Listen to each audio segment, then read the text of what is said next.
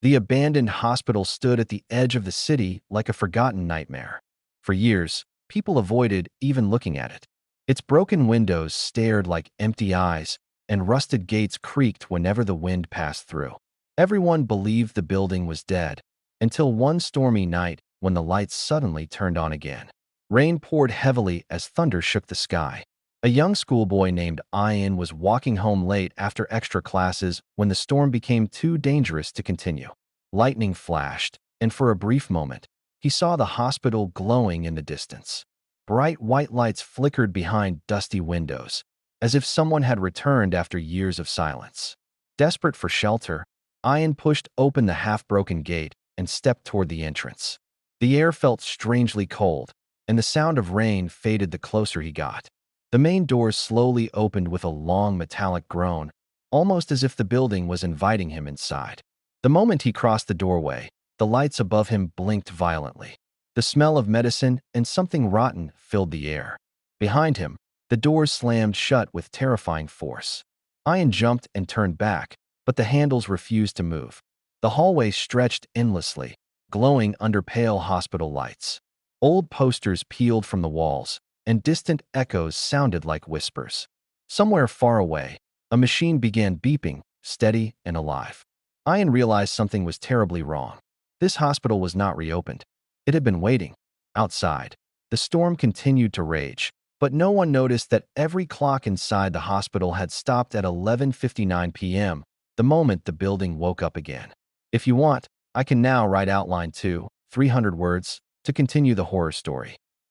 Ian stood frozen in the hospital hallway, staring at the locked doors behind him.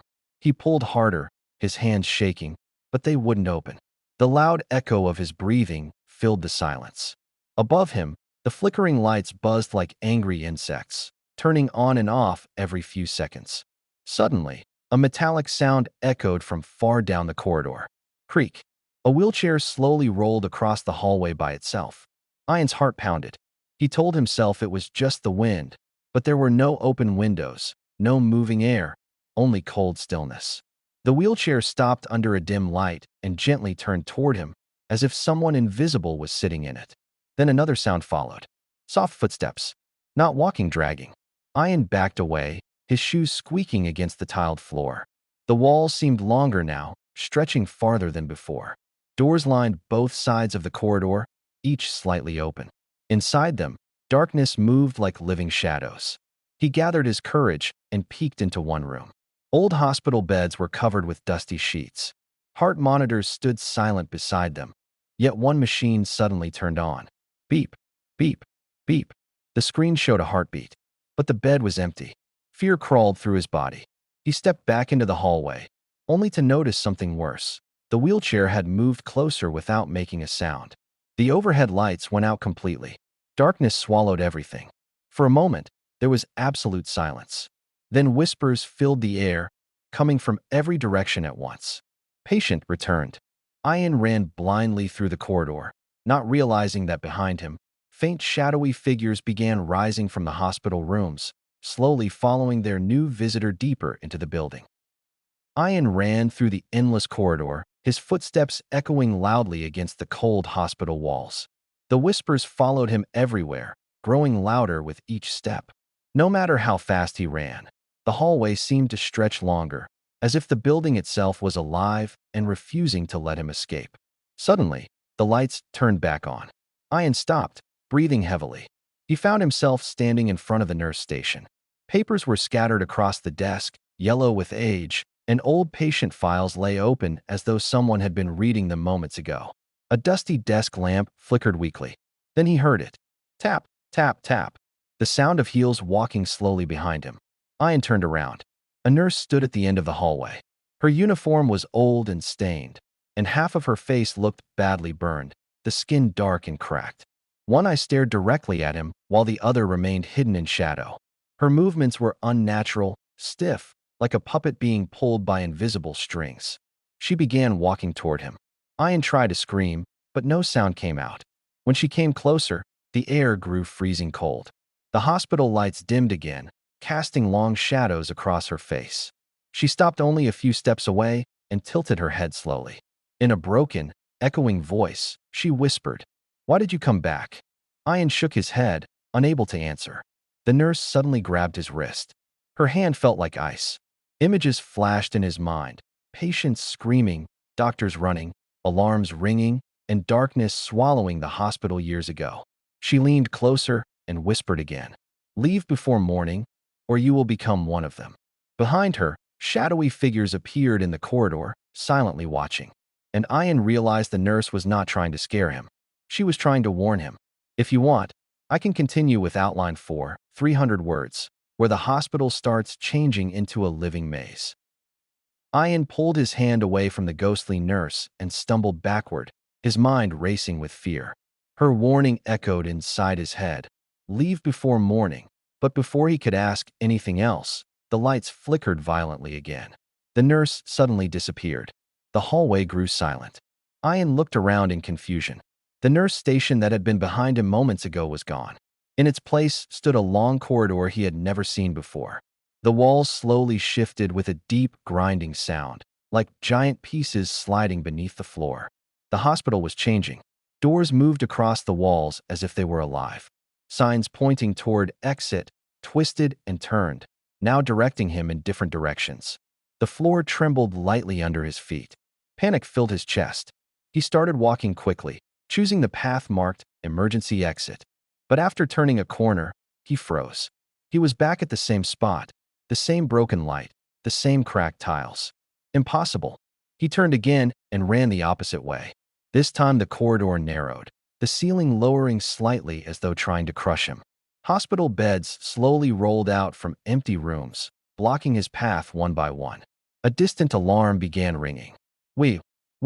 Red emergency lights flashed, painting the walls in blood-colored shadows. The sound of many footsteps echoed behind him, slow, dragging, and growing closer. Ian ran faster, his breathing uneven. Every turn led to another unfamiliar hallway. The hospital had become a living maze, trapping him deeper inside. Then he noticed something terrifying. The walls were covered with patient photos. Every picture showed frightened faces, except the newest frame at the end. It was empty. Below it, a name tag slowly appeared, letters forming by themselves. "Next patient." And beneath it, Ian's name began to write itself. Ian stared at the photo frame as his name slowly finished writing itself beneath the words, "Next patient." His heart pounded so loudly he could barely hear the alarm anymore. Fear turned into confusion. Why was his name inside a hospital that had closed long before he was born? The red emergency lights flickered, revealing hundreds of patient photographs covering the walls. Each face looked terrified, frozen in their final moment. Some pictures were old and faded, while others looked newer, too new. Ian stepped closer. Under every photo was a date, but none of the dates showed a discharge or recovery. Only one word was written repeatedly: admitted, never released. A cold realization crept into his mind. These weren't normal patients. The hospital wasn't treating illness, it was keeping people. A sudden whisper surrounded him again. Still searching, still breathing. He turned toward a nearby ward room where the door slowly opened by itself. Inside, hospital beds stood in perfect rows. Shadowy figures lay on them, barely visible under thin sheets. Machines beside them beeped softly, showing faint signs of life. Gathering courage, Ian pulled one sheet back. There was no body. Only a dark, human-shaped shadow pressed into the mattress, moving slightly, as if breathing. The monitor suddenly spiked. Beep, beep, beep. The shadow rose from the bed and stretched upward, forming a tall figure made of darkness. Around him, other shadows began sitting up one by one. Ian stepped back in horror. He finally understood. The patients had not died. Their bodies were gone, but their souls were trapped here, turned into living shadows feeding the hospital's existence. The lights flashed again, and all the shadow figures slowly turned their heads toward him at the same time. A new heartbeat appeared on every monitor. The hospital had found a new life to replace the old ones, and they were coming for him. A student walking home from school one quiet evening noticed a strange animated horror store glowing at the end of an empty street where no building had ever stood before, its flickering lights and slowly opening door pulling him inside against his better judgment. Where cartoon characters painted on the walls began moving, Toys turned their heads to watch him. A laughing animated clown followed his every step. The aisles twisted into a living maze. Mirrors showed smiling reflections that did not match his fear. A cold voice whispered that no visitor ever truly leaves. The floor softened like liquid to trap his feet. Shadows stretched unnaturally. And as the clock reached 11:59 p.m., all the animated figures came alive and surrounded him, forcing him to run blindly toward a faint light until everything suddenly went silent. And the next morning, the mysterious store had vanished completely, leaving behind only a single new animated mannequin standing motionless by the roadside, dressed in a school uniform identical to his, staring ahead without blinking as if waiting for the next lonely student to pass by. The moment the clock struck midnight, a deafening silence swallowed the hospital. The shaking stopped instantly. The alarms died. Even the shadows froze in place as if time itself had been paused. Ian collapsed at the top of the staircase, gasping for air. The bright white light slowly faded, replaced by a deep blue glow spreading through the hallway. Everything felt unreal, like stepping into a dream. Then he heard a new sound. Slow, steady footsteps. Not dragging like the shadows. Not broken like the nurse. These steps were calm and controlled. At the end of the corridor, a tall figure appeared wearing an old doctor's coat. His face was pale, almost lifeless, and his eyes glowed faintly in the darkness. A cracked name badge hung from his chest, but the letters were too faded to read. The shadows around him lowered themselves, almost bowing. Ian realized this was not another trapped soul. This was the one controlling the hospital. The doctor smiled gently, but something about it felt deeply wrong. "Welcome," he said softly. His voice echoed from every wall at once. "You arrived exactly on time."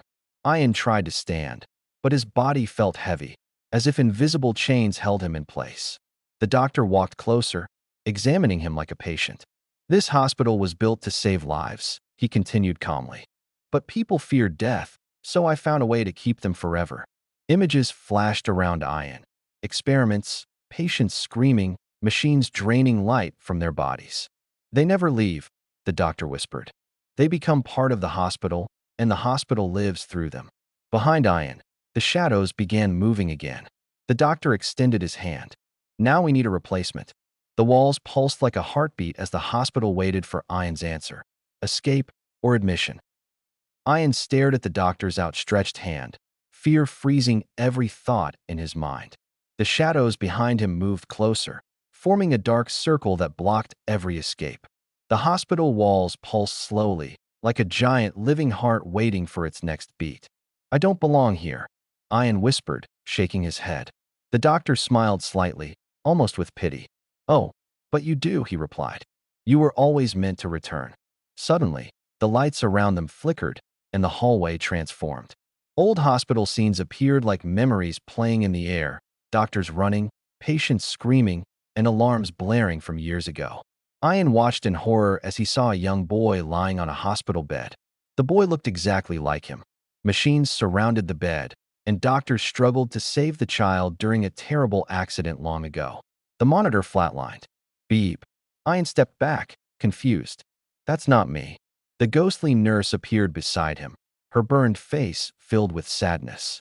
"It is," she said softly. "You never left this hospital."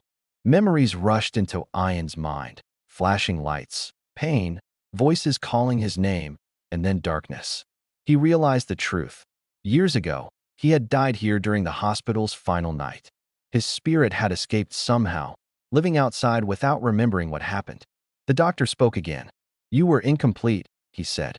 "A soul that slipped away. Tonight, the hospital called you back."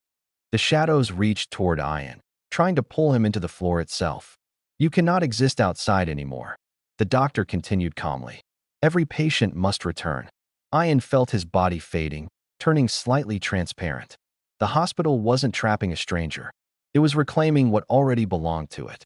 And for the first time, Ian understood, escaping might never have been possible. Ian felt his hands becoming cold and transparent as the shadows pulled at his feet. Panic surged through him. The doctor's words echoed again and again. "You were always meant to return." But deep inside, something resisted. Even if he had once died here, he refused to become another trapped soul. I won't stay, Ian shouted, his voice trembling but strong. The hospital reacted instantly. The walls shook violently, and the heartbeat sound grew louder, faster, almost angry. The doctor's calm expression faded for the first time. You cannot fight what you are, the doctor said, raising his hand. The shadows rushed forward like a wave. At that moment, the burn nurse stepped between Ian and the darkness. Run, she screamed, her voice no longer broken but human and desperate. A bright light burst from her body, pushing the shadows back. The corridor split open, revealing a hidden exit door glowing at the far end, something Ian had never seen before. This is your last chance, she told him. Someone must break the cycle. Ian hesitated. What about you? She smiled sadly. I stayed too long. The shadows recovered quickly, crawling up the walls and ceiling. The doctor's voice thundered through the hospital. Stop him. Ian ran with all his strength toward the glowing door. The floor cracked beneath him, and ghostly hands reached out from the walls trying to grab him. The clock appeared above the exit, ticking loudly again. 12:01 a.m. Time had finally moved forward. Just as Ian reached the door, a shadow wrapped around his ankle, pulling him backward. He screamed and grabbed the handle, using every bit of strength left. The nurse unleashed one final burst of light, breaking the shadow's grip. The door opened. Blinding sunlight poured inside, and Ian jumped through, not knowing whether he was escaping the hospital or leaving something behind forever. Ian fell forward onto cold ground, shielding his eyes from the bright sunlight. For a moment, he could hear nothing except his own breathing. The storm was gone. Birds chirped somewhere nearby, and warm morning air touched his face. Slowly, he opened his eyes. He was lying on an empty road outside the city. Behind him, there was no hospital, only an abandoned field covered in tall grass. The terrifying building had vanished as if it had never existed. Ian stood up weakly, confused but relieved. Cars passed in the distance, and normal life continued peacefully. I escaped, he thought. The nightmare was finally over. Days passed. Everything seemed normal again, yet something felt wrong. Ian stopped blinking as often. He felt cold even under sunlight. Mirrors sometimes showed his reflection a second too late. At night, he heard faint hospital monitor beeps echoing in his room. Beep, beep, beep. One evening, while washing his face, he looked into the mirror and froze. For a split second, he wasn't alone. Behind him stood the burned nurse, silent and still. Ian turned quickly, but the room was empty. His heart raced. When he looked back at the mirror, words slowly appeared on the fogged glass, writing themselves. You never left. The lights flickered. Across the city, an old building suddenly appeared again at the edge of town, its windows glowing faintly in the darkness. Inside the hospital, a new patient photo frame hung on the wall. This time, the picture was complete. It showed Ian standing outside in the living world, his eyes empty and pale. Below the photo were the words, "Active patient, collector." The hospital did not lose him. It had sent him back.